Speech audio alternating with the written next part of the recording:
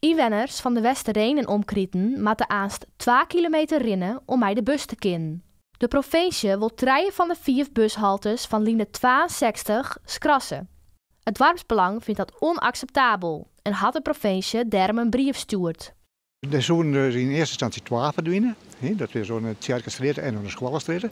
Dat zit er maar in dat we dus bezig zijn al jaren met een reconstructie van de straat in het dorp. Die wordt naar een 30 kilometer zone gebracht. Er worden obstakels aangebracht om het vrachtverkeer zo vol mogelijk uit het dorp te halen.